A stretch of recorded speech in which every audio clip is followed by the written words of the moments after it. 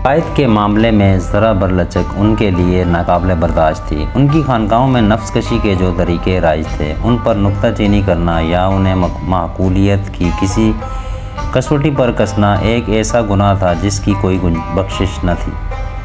مختلف فرقوں کے درمیان اعتقادات یا عبادات کے طریقوں کا معمولی سا اختلاف انہیں قتل و غارت پر آمادہ کر سکتا تھا، اور وہ اپنے مخالفین پر بھوکے درندوں کی طرح ٹوٹ پڑتے تھے۔ کسی کے قتل کر دینے یا زندہ جلا دینے سے انہیں یہ تسکین ملتی کہ انہوں نے مقتول کی روح پر احسان کیا ہے، اور کسی کے ہاتھوں قتل ہوتے وقت انہیں یہ اطمینان ہوتا کہ ان کی روح کو جسم کی نجاست سے نجات حاصل ہو گئی ہے۔ رومی حکومت اپنے تمام جاہ و جلال کے باوجود کلسیہ کے معاملات میں مداخلت سے اجتناب کرتی تھی۔ اگر کسی بات پر دنیاوی اور روحانی حکمرانوں کے درمیان ٹھن جاتی تو رومی سپاہی یہ محسوس کرتے کہ کلسیہ کے تقدس کے محافظ ان سے کہیں زیادہ نڈر اور خونخوار ہیں۔ بادشاہی اور کلسیہ کے علاوہ سلطنت کی تیسری قوت سینٹ تھی، جو رومی حکومت کو کسی حد تک جمہوریت کا رنگ عطا کرتی تھی۔ لیکن سلطنت کے معاملات میں سینٹ کی مداخلت حکمرانوں کے مزاج پر منحصر تھی۔ ایک کمزور حکمران کبھی سینٹ کے ارکان اور کبھی کلسیہ کے اکابر کے ہاتھوں میں کٹ پتلی بن کر رہ جاتا تھا، اور ایک طاقتور بادشاہ کے لیے اپنے اختیارات میں معمولی مداخلت بھی ناقابل برداشت ہوتی تھی۔ اصنام پرست یونانیوں کی بعض قدیم رسوم روم کی طرح قسطنطنیہ میں بھی پہنچ چکی تھیں۔ رتھوں کی دوڑ کو ایتھنز اور روم کی طرح یہاں بھی ایک قومی کھیل کا درجہ حاصل تھا، اور بازنطینی حکمران ایک مذہبی رسم کی طرح اس کھیل کی سرپرستی کرتے تھے۔ ابتدائی ادوار میں یہ کھیل ایک تفریحی مشغلہ تھا، لیکن آگے چل کر تفریح کے ایک مستقل فساد کا ذریعہ بن گئی۔ رتھوں کی دوڑ میں حصہ لینے والے کھلاڑیوں کے مختلف گروہ آپس میں برسر پیکار رہتے تھے، اور بازنطینی معاشرے میں انہیں مذہبی فرقوں کی سی اہمیت حاصل ہو گئی تھی۔ کھلاڑیوں کے جس گروہ کو شہنشاہ کی سرپرستی نصیب ہوتی، اس کے مخالفین پر عرصہ حیات تنگ ہو جاتا تھا۔ یہ لوگ رات کے وقت مسلح ہو کر گھروں سے نکلتے اور شہر کی گلیوں اور بازاروں میں لوٹ مار اور قتل و غارت شروع کر دیتے۔ ان کے مظالم اپنے مخالفین یا ان کے حامی عوام تک محدود ہی نہ رہتے تھے، بلکہ یہ درندے ان بے گناہ لوگوں کے گھروں میں بھی جا گھستے تھے جنہیں ان کی دوستیوں یا دشمنیوں سے کوئی سروکار نہ ہوتا۔ دولت مندوں کی دولت چھین لی جاتی، خاوندوں اور بھائیوں کے سامنے ان کی بیویوں اور بہنوں کی عصمت لوٹی جاتی، والدین کی گود سے ان کے خوبصورت بچے چھین لیے جاتے، لیکن انہیں احتجاج کرنے کی جرات نہ ہوتی۔ اگر کوئی ان درندوں کو دیکھ کر اپنے گھر کا دروازہ بند کر لیتا تو مکان کو آگ لگا دی جاتی۔ قسطنطنیہ اور ان ہولناکیوں سے بچنے کے لیے قانون و مذہب اور اخلاق کے تمام ضابطے ناکام ہو چکے تھے۔ عوام کے گھروں کی طرح گرجے اور خانقاہیں بھی وحشت اور بربریت کی اس آندھی سے محفوظ نہ تھیں۔ حکومت کی فوج اور پولیس یہ المناک مناظر دیکھتی، لیکن ملوکیت کا روب و جلال ادائے فرض کے راستے میں حائل ہو جاتا، اور اگر کوئی فرض شناس حاکم یا ذہانت دار جج عدل و انصاف کے تقاضے پورے کرنے کی جرات کرتا تو اسے اپنی جان سے ہاتھ دھونے پڑتے۔ ان کھلاڑیوں کے جس فریق کے سر پر شہنشاہ کا ہاتھ ہوتا، اس کے بدترین مظالم کے خلاف ملک کے قانون کی زبان گنگ ہو جاتی۔ پھر جب کوئی نیا حکمران کسی دوسرے فریق کا سرپرست بن جاتا تو ظالم مظلوم ہو جاتے اور مظلوم ظالم۔ رومی حکمرانوں کا یہ سلوک کسی بیرونی دشمن کے ساتھ نہیں، اس رعایا کے ساتھ تھا جو انہیں اپنا محافظ سمجھتی تھی، جس کی مذہبی عبادت گاہوں میں ان کی عزت اور سربلندی کے لیے دعائیں مانگی جاتی تھیں۔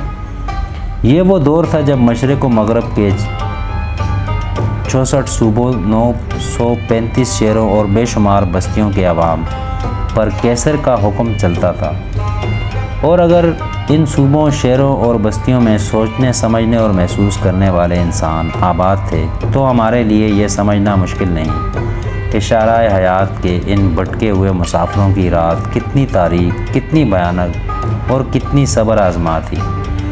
پھر ہمارے لیے یہ سمجھنا بھی مشکل نہیں کہ روم اور ایران کے تصادم کا نیا دور فرزندان آدم کے لیے کس قدر ہولناک تھا۔ یہ ان شہنشاہوں کا تصادم تھا جنہیں خدا کی زمین پر اپنے سوا کسی اور کا سانس لینا گوارا نہ تھا، اور یہ ان قوموں کا معرکہ تھا جو یکساں بے رحم، توہم پرست اور تنگ نظر تھیں۔ لیکن ان تمام باتوں کے باوجود انسانی تاریخ کے اس دور میں روم اور ایران ہی وہ عظیم سلطنتیں تھیں جن سے مشرق و مغرب کی اقوام تہذیب و اخلاق کا درس لے سکتی تھیں۔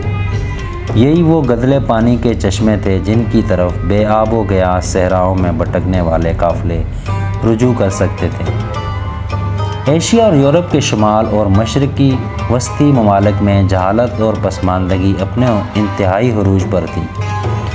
یہ ممالک ان خانہ بدوش اور وحشی قبائل کا شکار گاہیں تھیں جو مختلف ادوار میں منگولیا سے نکل کر یورپ اور ایشیا کے میدانوں میں پھیل جایا کرتے تھے۔ زرخیز خطوں پر قبضہ جمانے کے بعد جب یہ خانہ بدوش نسبتاً متمدن زندگی کے عادی ہو جاتے اور کھیتی باڑی کی بدولت وسائل حیات کی فراوانی ان کی بدویانہ خصوصیات بدل ڈالتی، تو وسط ایشیا سے وحشت اور بربریت کے طوفان کی ایک اور لہر اٹھتی اور ان ترقی یافتہ وحشیوں کو اپنے انتہائی پسماندہ اور خونخوار بھائیوں کے لیے جگہ خالی کرنی پڑتی۔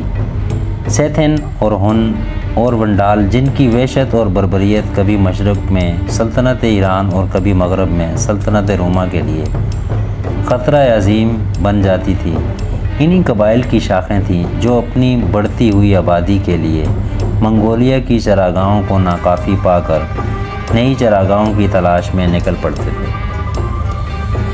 عرب روم اور ایران کی عظیم سلطنتوں کا ایک گمنام اور حقیر ہمسایہ تھا، لیکن اس ملک کے باشندے اپنے ہم جوار ممالک کے اچھے یا برے اثرات سے محفوظ تھے۔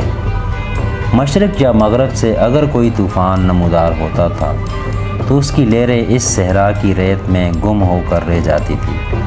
اہل عرب مدنیت کے شعور کی اس منزل سے صدیوں پیچھے تھے جہاں افراد یا قبائل کے اطاعت سے قوم یا ملت محرز وجود میں آتی ہے اور زمین کے خطے کے ایک سلطنت کے اجزاء بن جاتے ہیں۔ یہاں بیرونی تہذیبوں کے خفیف سے اثرات صرف ان بستیوں اور شہروں تک محدود تھے جو یمن اور شام کے درمیان قدیم تجارتی شاہراہ پر آباد تھے۔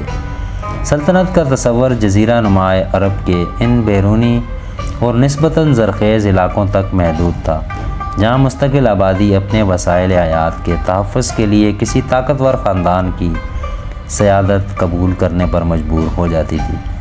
صحرائی آبادی ان خانہ بدوشوں پر مشتمل تھی جو اونٹ کے بالوں یا بکریوں کی کھالوں کے خیموں میں رہتے تھے۔ ان کے نزدیک بھیڑ بکریاں، اونٹ یا گھوڑے پالنا اور شکار کھیلنا ہی مردانہ کام تھے۔ جنوب کے زرخیز علاقے میں سلطنتیں بنی اور ختم ہو گئیں، لیکن بے آب و گیا وادیوں کے مکین ان انقلابات سے محفوظ رہے۔ پانی کی کمیابی، خوراک کی قلت اور جھلسا دینے والی گرمی کے باعث بیرونی حملہ آوروں کے لیے اس خطہ زمین میں کوئی کشش نہ تھی، لیکن اس کے باوجود یہ صحرا نشین امن و سکون سے ناآشنا تھے۔ وہ بیرونی جارحیت سے تو محفوظ تھے، لیکن جہالت کا افریت جیسے وہ اپنی مخصوص تہذیبی اور اخلاقی روایات کا محافظ سمجھتے تھے۔ ان کے لیے روم اور ایران کی استبدادی قوتوں سے زیادہ خطرناک بن چکا تھا۔ وہ باہر کی آندھیوں سے محفوظ تھے، لیکن اپنے گھر کی آگ سے ان کے لیے کوئی جائے پناہ نہ تھی۔ ان کے ماضی کی تاریخ خاندانی جھگڑوں یا قبائلی جنگوں تک محدود تھی۔ یہ جنگیں عام طور پر افراد سے شروع ہوتی تھیں جو کبھی کسی پانی کے چشمے یا چراگاہ پر قبضہ کرنے اور کبھی ایک دوسرے کے مویشی چھیننے کے لیے آپس میں الجھ پڑتے تھے۔ پھر تمام کے تمام قبیلے میدان میں آ جاتے اور برسوں تک لوٹ مار، قتل و غارت اور انتقام در انتقام کا سلسلہ جاری رہتا۔ جب ایک نسل کی رگوں سے خون کا آخری قطرہ تک نہ نکلتا تو نئی نسل میدان میں آ جاتی۔ ان کے خطیب اور شاعر نفرت اور انتقام کے جہنم کے لیے تازہ ایندھن مہیا کرتے تھے۔ ان کا بیشتر شعر و ادب ان قصائد و ہجویات پر مشتمل تھا، جس کی بدولت وہ اپنی پرانی عداوتیں زندہ رکھ سکتے تھے۔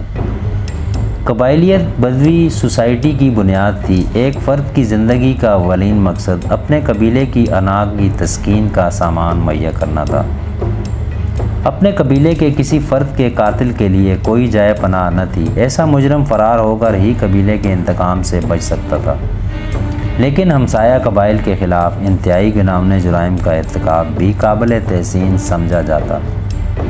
کمزور قبائل کو اپنی سلامتی کے لیے کسی طاقتور قبیلے کی پناہ لینی پڑتی تھی اور اس کے بدلے وہ خرچ ادا کرتے تھے۔ بعض اوقات ایک غیر جانبدار قبیلہ فریقین کے درمیان کود پڑتا تو ایک عارضی مدت کے لیے صلح بھی ہو جاتی تھی، لیکن تصیفہ کا اصول یہ تھا کہ جنگ میں جس قبیلے کے کم آدمی مارے جاتے تھے اسے اپنے حریف کی زائد اموات کا خون بہا دینا پڑتا تھا۔